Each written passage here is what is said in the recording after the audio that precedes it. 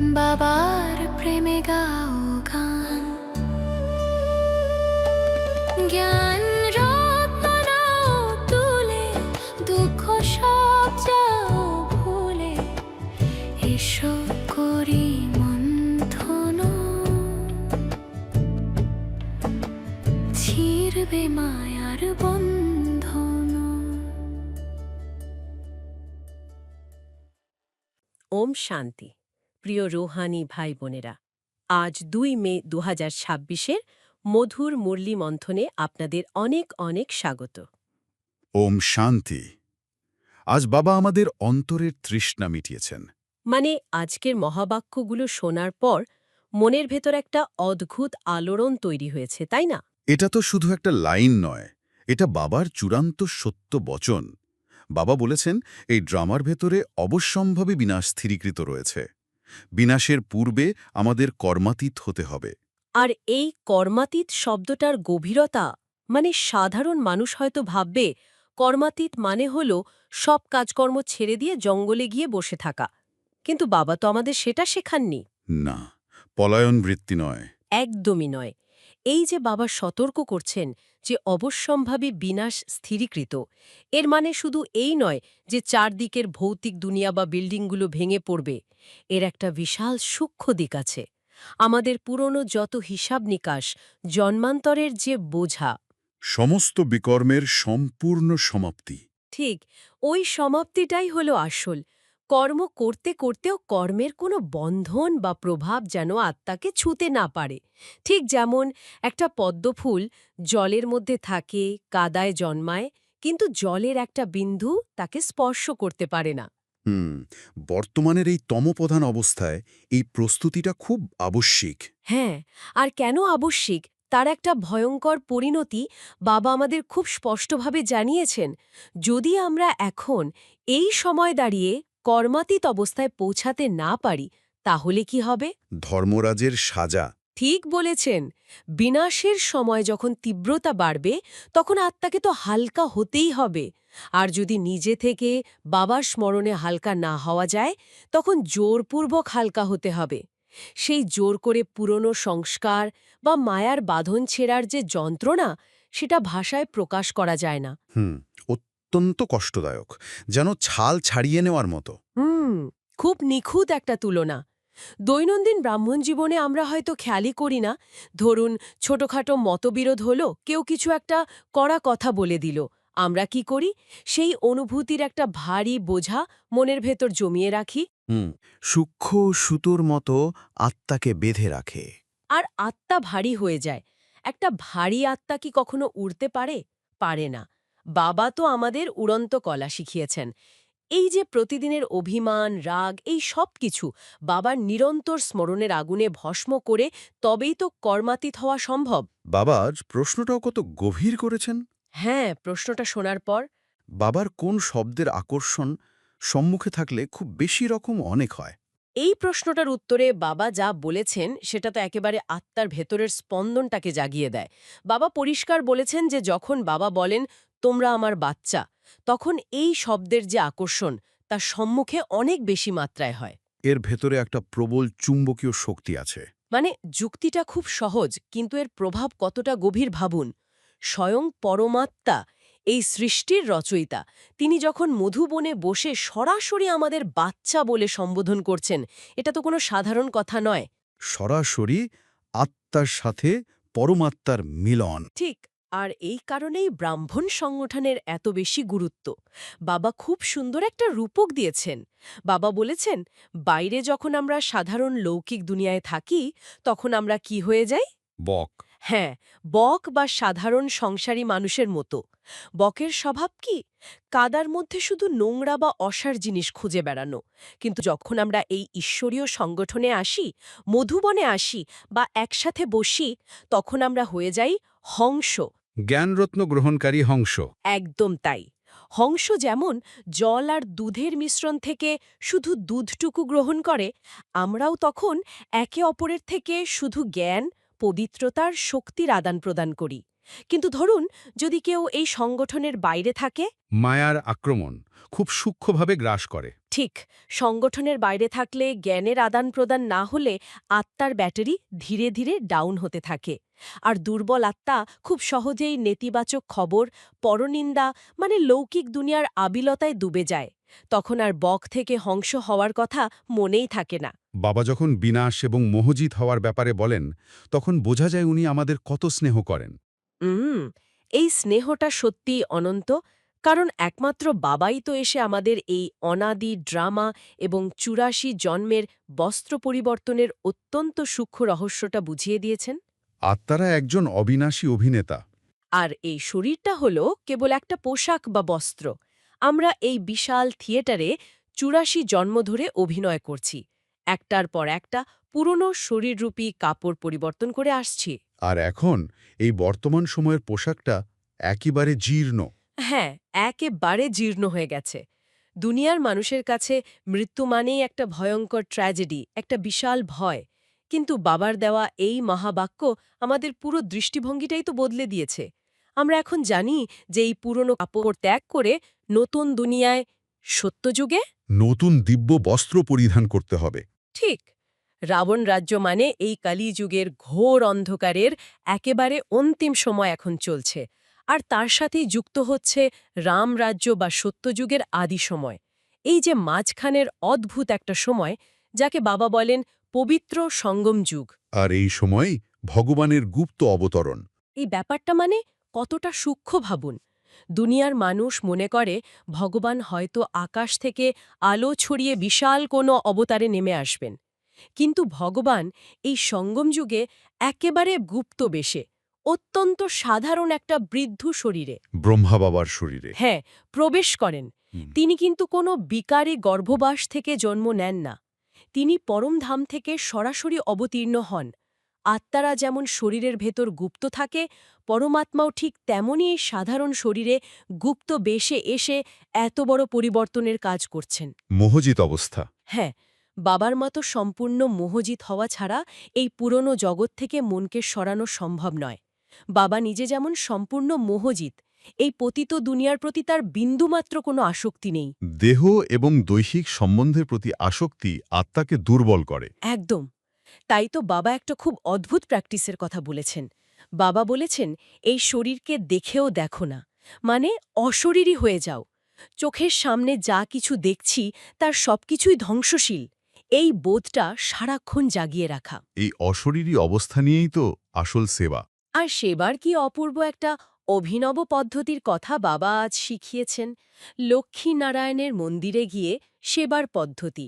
মানুষ যেখানে জড়মূর্তির পূজায় মগ্ন। হ্যাঁ, লক্ষ লক্ষ টাকা খরচ করে মন্দির বানাচ্ছে, প্রার্থনা করছে, কিন্তু তারা তো জানেই না যে এই লক্ষ্মী নারায়ণই ৮৪ জন্ম পার করে এখন সাধারণ মানুষে পরিণত হয়েছে। আর বাবার জ্ঞানে তারা আবারও সেই পূজ্য দেবতায় পরিণত হতে চলেছে। এই সত্যটা তাদের কাছে পৌঁছে দেওয়া। ঠিক, বাবা বলেছেন যারা লক্ষ্মী নারায়ণের মন্দির তৈরি করে বা সেখানে যায়, মাতাদের বা ভাইদের সেখানে গিয়ে খুব যুক্তি দিয়ে এই উপহার বা জ্ঞান অন্যদের দিতে হবে। তাদের ভক্তিকে আঘাত না করে আসল পরিচয় দেওয়া। একদম, খুব স্নেহের সাথে বলতে হবে যে আপনারা যাদের পূজা করছেন, আমরা তাদের ৮৪ জন্মের সম্পূর্ণ কাহিনী জানি। ভাবুন তো, একজন অন্ধ ভক্ত যখন যুক্তির মাধ্যমে তার আরাধ্য দেবতার আসল ইতিহাস জানতে পারবে, তখন তার মন কতটা আলোড়িত হবে। কিন্তু সময় তো খুব দ্রুত এগিয়ে আসছে। অন্তিম সময়ে সেই ঘণ্টা তো বেজেই গেছে বলতে গেলে। বিনাশের দৃশ্য যে কতটা ভয়াবহ হবে তার সাবধানবাণী তো বাবা বারবার দিচ্ছেন। প্রাকৃতিক বিপর্যয়, শুধু প্রাকৃতিক বিপর্যয় নয়, মানুষের তৈরি পারমাণবিক বোমার ধ্বংসলীলা, সব কিছু একসাথে। বাবা এমন একটা উপমা দিয়েছেন যা শুনলে গায়ের লোম খাড়া হয়ে যায়। বাবা বলেছেন মানুষ মশার ঝাঁকের মতো শরীর ত্যাগ করবে। মশার ঝাঁকের মতো, একসাথে, অগণিত। মানে একটু ঝড় বা বৃষ্টি হলে মশা যেমন অসহায়ভাবে ঝাঁকে ঝাঁকে মারা যায়, ঠিক তেমনি মানুষের এত অহংকার, এত বিজ্ঞান, এত ধনসম্পদ প্রকৃতির একটা আছড়ে পড়ার সামনে একেবারে অসহায় হয়ে যাবে, সব ধ্বংস হয়ে যাবে। তাই এখনই হিসাব নিকাশ পরিষ্কার করা প্রয়োজন। একদম ঠিক। এই সময়ের একটাই মাত্র কাজ, অবিরাম বাবার স্মরণ বা যোগযাত্রার মাধ্যমে সমস্ত বিকর্ম বিনাশ করা। বাবা তো এতটাই সূক্ষ্ম ইশারা দিয়েছেন যে খাওয়ার সময়ও একে অপরকে স্মরণ করিয়ে দিতে হবে। হ্যাঁ, ইশারায় বোঝানো। মানে প্রবৃত্তি মার্গে থেকে সংসারের সব কাজ করতে করতেও এই স্মরণের যাত্রা যেন এক মুহূর্তের জন্য না থামে। ধ্বংসের ঠিক আগে আত্মাকে সমস্ত তমপ্রধান আবর্জনা থেকে মুক্ত হতে হবে। শতপ্রধান এবং একরস অবস্থা। একেবারে অবিচল, একারস এবং হর্ষিত অবস্থা। দুনিয়ার মানুষের কাছে যা মৃত্যু ভয়, আমাদের কাছে তা হল পরম ধামের স্মৃতিতে স্থির হয়ে নিজ ঘরে ফিরে যাওয়ার আনন্দ। বাবার এই মহাবাক্যগুলো মনকে একেবারে শান্ত করে দেয়। মিষ্টি মিষ্টি হারানিধি বাচ্চাদের প্রতি মাতা পিতা বাপদাদার স্মরণের স্নেহ সুমন আর সুপ্রভাত। আত্মাদের পিতা তার আত্মারূপী বাচ্চাদেরকে জানাচ্ছেন নমস্কার। বাবার এই ভালোবাসা পেয়ে মন ভরে গেল। বাবার এই ভালোবাসার শক্তি নিয়েই চলুন ধারণার দিকে এগোই। তবে এই অন্তর্মুখী যাত্রায় একটা বিষয় ভেবে দেখা যেতে পারে। যদি আজকেই সেই অন্তিম মুহূর্ত চলে আসে, তবে মনের ঠিক কোন সূক্ষ্ম মায়ার বাঁধন বা অভিমানটা এখনও আমাদের আত্মাকে ভারী করে রেখেছে? চলুন আজই সেই বাঁধনটা কেটে সম্পূর্ণ মোহজিত হওয়ার সাধনা করি। জ্ঞান তো শুনলাম, কিন্তু বাবা বলেন ধারণাই হলো আসল পুরুষার্থ। মানে গতকাল সকালের কথাই যদি ধরি, সকালে হয়তো খুব সুন্দর কিছু আধ্যাত্মিক জ্ঞান শোনা হলো, মনটা একেবারে শান্ত থাকে। হ্যাঁ, পবিত্র একটা অনুভূতি হয়। কিন্তু দুপুর গড়াতে না গড়াতেই ওই অফিসের কাজের চাপ বা সংসারের হাজারো কোলাহলে সব কেমন হারিয়ে যায়, তাই না? একদম ঠিক। জ্ঞান শুনি ঠিকই, কিন্তু বাস্তবে তো প্রয়োগ করতে পারি না। ঠিক ওই একটা ফুটো বালতিতে জল ভরার মতো ব্যাপার আর কি। সব জ্ঞান যেন দিনের শেষে লিক করে বেরিয়ে যায়। তো আজকের এই গভীর আলোচনার মূল লক্ষ্যই হল সেই ফাঁকটুকু খুঁজে বের করা। শিব বাবার দেওয়া শ্রীমতকে শুধু সুন্দর শব্দ হিসেবে না রেখে একটা ব্যস্ত দিনের প্রতিটি ক্ষণে কিভাবে প্রয়োগ করা যায়, আজ তারই গভীর মন্থন হবে। বাবা আজ আমাদের খুব গভীর বিধি শিখিয়েছেন। ধারণার জন্য মুখ্য সারের প্রথম পয়েন্টে বাবা বলেছেন, তন, মন এবং ধনের দ্বারা এই আধ্যাত্মিক সেবায় সাহায্যকারী হতে হবে। হ্যাঁ, আর সবাইকে ওই অল্ফ মানে আল্লাহর বাবার পরিচয় দিয়ে উত্তরাধিকারের অধিকারী হতে হবে। ঠিক। আর বাবা বলেছেন, বিনাশের পূর্বে কর্মাতীত হওয়ার জন্য বাবার স্মরণে থাকতে হবে। এই পয়েন্টটা শুনলে প্রথমেই মনে হতে পারে যে হয়তো ঘরের সব কাজ বা ক্যারিয়ার ছেড়ে দিয়ে শুধু আধ্যাত্মিক সেবায় লেগে পড়তে হবে। অনেকেই তো এমনটা ভেবে ভয় পেয়ে যান। ঠিক, কিন্তু এখানেই বাবার শ্রীমতের গভীরতাটা বুঝতে হবে। ধরুন, একজন বুদ্ধিমান বিনিয়োগকারী কি করেন? তিনি তো তার সম্পদ এমন জায়গায় কাজে লাগান যেখানে সবচেয়ে বেশি লাভ পাওয়া যায়। একদম তাই। আমাদের শরীর, মন আর উপার্জিত ধন, এগুলোই তো আমাদের সবচেয়ে মূল্যবান সম্পদ।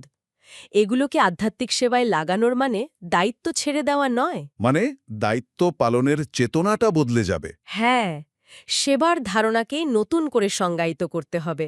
সেবা মানে তো শুধু মুখ দিয়ে জ্ঞান শোনালো নয়। কিন্তু একটু বাস্তবে ভেবে দেখুন, অফিসে বসের বকুনি চলছে, ডেডলাইনের চাপ, চারিদিকে একটা বিশৃঙ্খল অবস্থা, তখন মনকে শিব বাবার সাথে যুক্ত রাখাটা কি আদৌ সম্ভব? খুব বাস্তব প্রশ্ন। দেখুন, চারপাশের ওই প্রচণ্ড মানসিক চাপের মাঝেও যদি অন্তরে এই স্মৃতি থাকে যে আমি এক শান্ত স্বরূপ আত্মা আর পরমপিতা আমার সাথে আছেন, তাহলে কি হয় জানেন? একটা আলাদা ভাইব্রেশন তৈরি হয়। ঠিক ধরেছেন, ওই স্থিরতা থেকে একটা শক্তিশালী প্রকম্পন বেরোয়। কোলাহলের মাঝে বসেও মনের এই শুদ্ধ ভাইব্রেশন পুরো অফিসের পরিবেশকে শান্ত করতে থাকে। আচ্ছা, এটাই তাহলে মনের দ্বারা সেবা। হ্যাঁ, আর ধনের কথায় আসি। উপার্জিত অর্থের একটা অংশ যদি নিঃস্বার্থ সেবায় লাগানো হয়, তবে বাকি সম্পূর্ণ উপার্জনও শুদ্ধ হয়ে যায়। এর সাথেই কিন্তু বাবা কর্মাতীত অবস্থার কথা বলেছেন। হ্যাঁ, কর্মাতীত মানে কর্ম থেকে পালানো নয়। পরিবারের সবার মাঝে থেকেও ভেতরটা সম্পূর্ণ নির্লিপ্ত থাকবে। কোনো কর্মের ফলাফল যেন আত্মাকে বেঁধে না ফেলে। এই অভ্যাসগুলোই কিন্তু আমাদের দেবতা স্তরে উন্নীত করে। তার মানে কর্মের কেন্দ্রে থাকতে হবে, কিন্তু কর্মের বন্ধনে জড়ানো যাবে না। এই নির্লিপ্ততার কথার সূত্র ধরেই কিন্তু বাবা দ্বিতীয় ধারণায় খুব সূক্ষ্ম একটা কথা বলেছেন। হ্যাঁ, বাবা সোম মোহজিত হতে হবে। ঠিক, আত্মার প্রতি আত্মার যে মোহ হয়ে গেছে তা ত্যাগ করে বাবার একাগ্রতায় মগ্ন হতে হবে। এই মোহকে জয় করার বিষয়টা বোঝা সবচেয়ে বেশি জরুরি। এখানেই আমরা সবচেয়ে বেশি হোঁচট খাই, তাই না? অনেকেই তো ভাবেন মোহজিত মানে সম্পর্ক ছিন্ন করা বা একেবারে পাথর হৃদয় হয়ে যাওয়া। কিন্তু বাবার শ্রীমত একেবারেই তা নয়।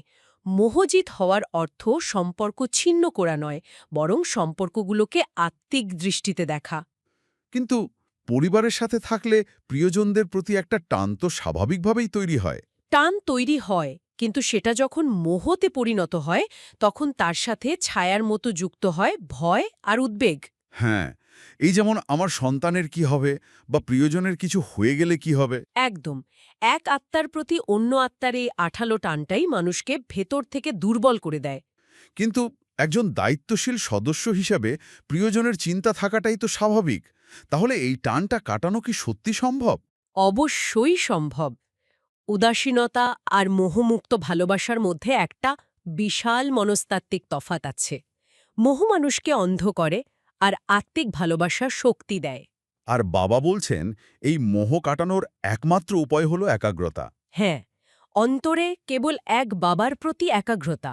যখন প্রত্যেকটা মানুষকে একটা আলাদা আত্মা হিসেবে দেখি, যাদের নিজের নিজের ভূমিকা আছে, তখন তাদের নিঃস্বার্থভাবে ভালোবাসা সম্ভব হয়। সেখানে কোনো ভয় থাকে না, কেবল শুভকামনা থাকে। ঠিক তাই, একজন মোহগ্রস্ত মানুষ প্রিয়জনের বিপদে নিজে প্যানিক করে, কিন্তু একজন মোহজয়ী মানুষ নিজের ভেতরে স্থিরতা দিয়ে সেই প্রিয়জনকে সাহস যোগাতে পারে। এই মোহ বা আসক্তি থেকেই তো জীবনের বেশিরভাগ সমস্যার জন্ম। আজকের আলোচনাটা সরাসরি বরদানের দিকে নির্দেশ করছে। একদম। আজকের বরদানটা পড়বেন? হ্যাঁ, আমি হুবহু পড়ছি। সর্বশক্তিমানের সাথে এর স্মৃতির দ্বারা সমস্যাগুলিকে দূরে ভাগিয়ে দেওয়া পরমাত্ম স্নেহী ভব।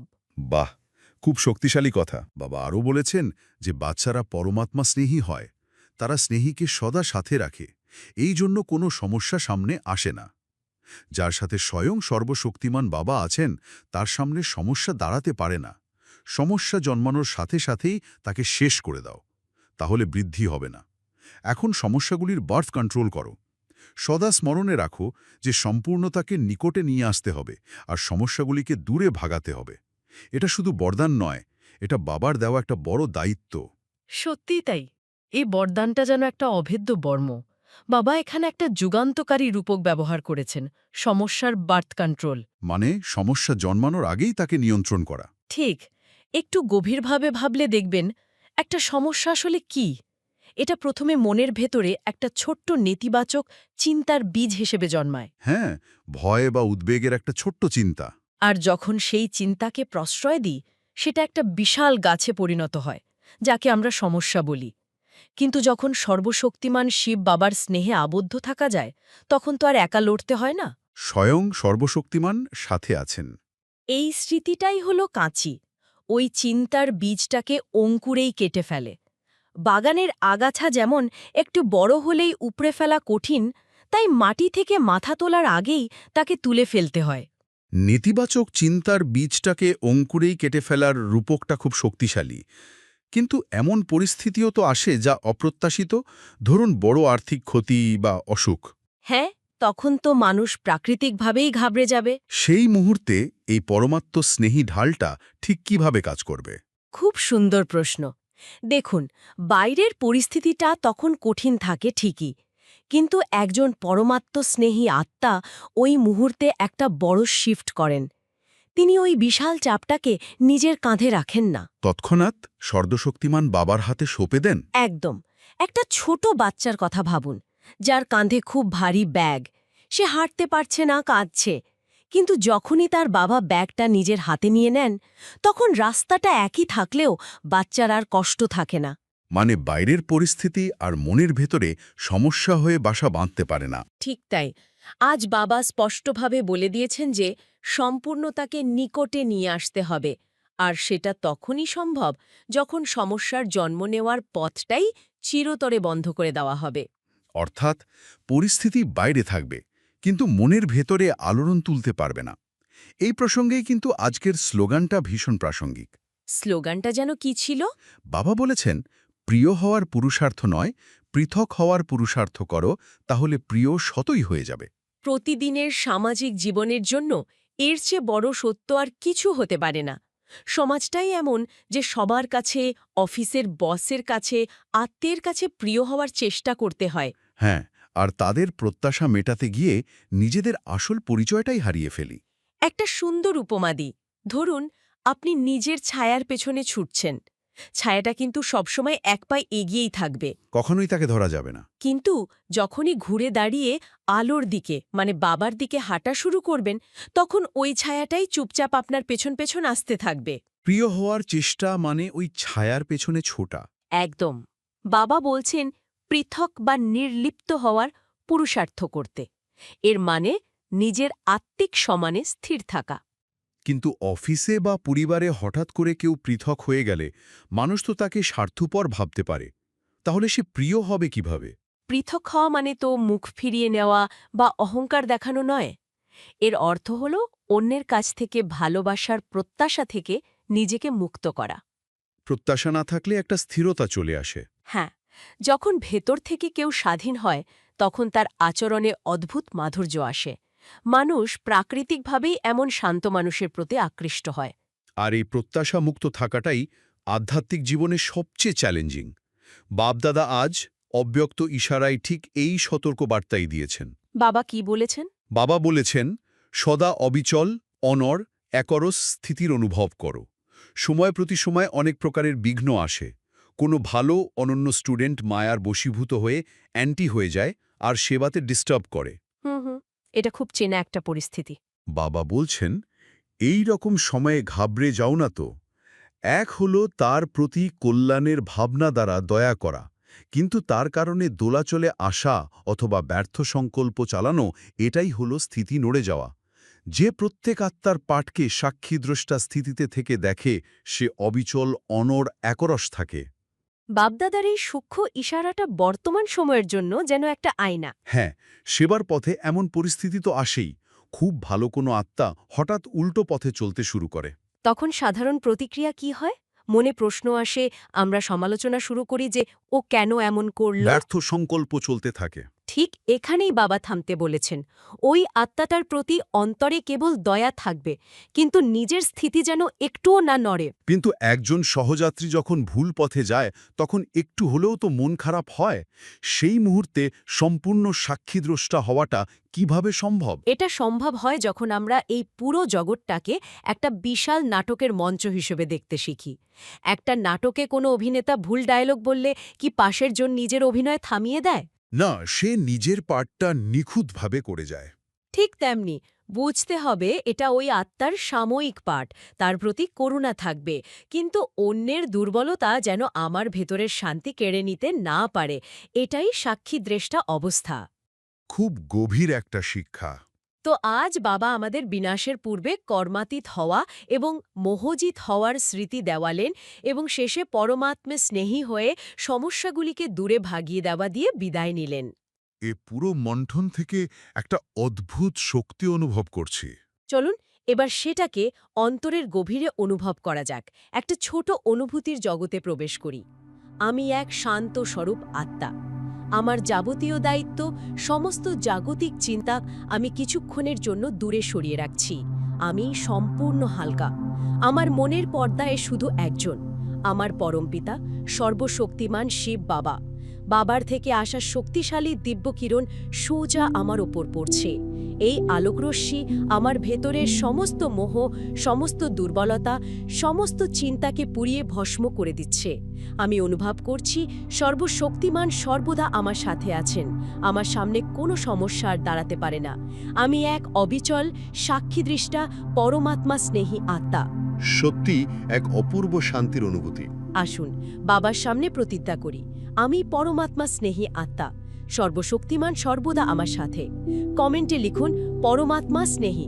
এই গভীর নীরবতা আর শক্তির অনুভূতি নিয়ে আমরা আজকের মতো বিদায় নিচ্ছি। বাবার এই শ্রীমত আমাদের প্রতিটি কর্মে সাথে থাকবে। ওম শান্তি। ওম শান্তি।